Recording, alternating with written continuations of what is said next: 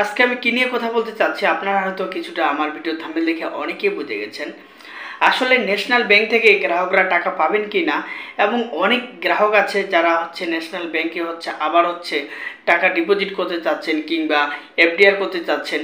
তো আমাকে কালকেও একটা ভাই ফোন দিয়ে বলল যে ভাই, ন্যাশনাল ব্যাংক তো এক সময় অনেক ভালো একটা প্রতিষ্ঠান ছিল। হ্যাঁ, ভালো প্রতিষ্ঠান ছিল, কিন্তু এখন বর্তমান আর সেই ন্যাশনাল ব্যাংক ভালো অবস্থানে নাই।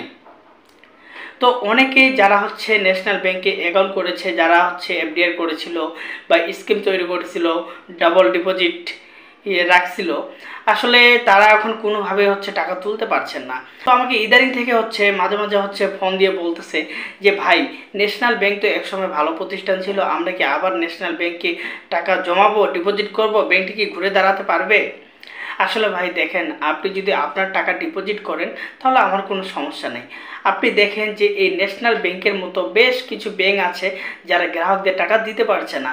আমরা এরকমও দেখেছি যে টাকা দিতে পারছে না বলে ব্যাংকের নাম পরিবর্তন করা হয়েছে।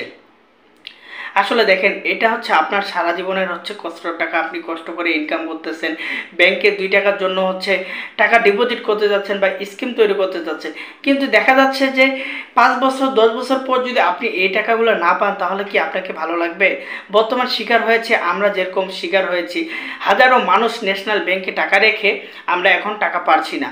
সরকার যতই বলুক যে আপনাদের টাকার কোনো সমস্যা হবে না, যে আপনাদের টাকা আপনারা ফেরত পাবেন, আসলে সরকার যতই বলুক, আমি আপনাকে তারপরও সাজেস্ট করব যে আপনি যে ব্যাংকে টাকা রাখেন আপনাকে অবশ্যই বুঝে শুনে রাখতে হবে। বর্তমান সময়ে কিন্তু টাকা সংকটে পড়া যেসব ব্যাংক গ্রাহকরা আছে, তাদেরকে বাংলাদেশ ব্যাংক থেকে কিন্তু সান্ত্বনা দেওয়া হচ্ছে, যে ব্যাংকগুলোকে অ্যাক্টিভ করা হচ্ছে, ব্যাংকগুলো ঘুরে দাঁড়াবে, গ্রাহকদের টাকা ফিরিয়ে দেওয়া হবে।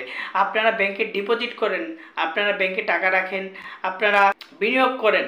আমি আমার মতো করে বলতেছি, আসলে আপনি যদি ন্যাশনাল ব্যাংকে টাকা রাখেন তাহলে তো আমার কোনো আপত্তি নেই, কিন্তু হ্যাঁ, আপনার সারা জীবনের পরিশ্রম, আপনি সেখানে সঞ্চয়পত্র তৈরি করতে চাচ্ছেন, অবশ্যই এই টাকা আপনি ফেরত পাবেন কি না আপনাকে ভবিষ্যতের কথা চিন্তা ভাবনা করে আপনাকে অ্যাকাউন্ট করতে হবে, আপনাকে ডিপিএস করতে হবে। এবং কেউ যদি বলে যে এই ব্যাংক 5 বছরের মধ্যে ঘুরে দাঁড়াবে, 1 বছরের মধ্যে ঘুরে দাঁড়াবে, আমি এগুলো বিশ্বাস করি না। আপনারা যেই ব্যাংকে টাকা রাখতে যান, আপনারা ভেবে চিন্তায় টাকা রাখবেন, কারণ ন্যাশনাল ব্যাংকের বর্তমান অবস্থা ভয়ঙ্কর।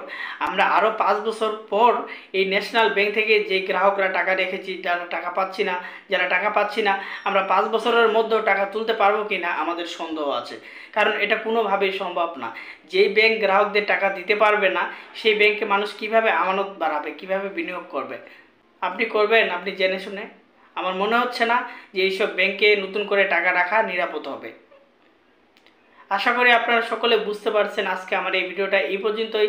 ভিডিওটা ভালো লাগলে অবশ্যই চ্যানেলটা সাবস্ক্রাইব করে রাখবেন। আমার সব ধরনের ব্যাংক ইনফরমেশন আমাদের এই চ্যানেলে পেয়ে যাবেন। ধন্যবাদ।